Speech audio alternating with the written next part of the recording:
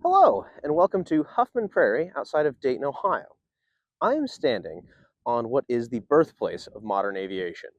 While many are familiar with the story of the Wright brothers' first flights down at Kitty Hawk, North Carolina, many are not familiar with the story of how the Wright brothers actually went about mastering and learning to control flight.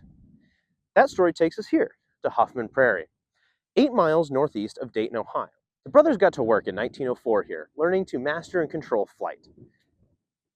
In 1904, they flew a total of 105 flights for a total of 49 minutes in the air. These flights were pivotal. It was the first time that the brothers were able to complete circles and make turns while flying in the air. This would prove pivotal in taking flying from a novelty into something practical, repeatable, and actually useful. They followed up their success flying here in 1904 with more flights and an improved Wright Flyer 3 in 1905.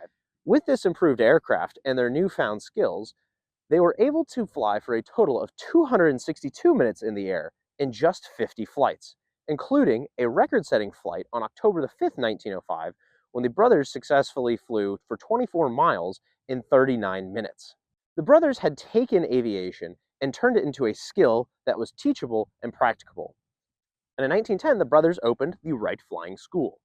This school is important to American history for a number of reasons. Not only is it the flying school that the Wright brothers set up, but it included many famous attendees, including President Theodore Roosevelt and American General Henry Hap Arnold, who would be influential in the early days of the Army Air Corps, as well as laying the foundation for the establishment of the United States Air Force. Behind me, we have the hangar that the brothers used when they were flying here. In here, they would store their tools, as well as the aircraft in between flights. Off to our right here, you will see the derrick catapult system that the brothers created to help get their aircraft in the air. During the early days of aviation, this was required to assist the aircraft into the air. This used a counterweight system that you can see here to launch the catapult to get the aircraft in the air. This is a very similar system to how modern aircraft carriers operate, which is a catapult system to launch the aircraft with great speed to assist it getting into the air.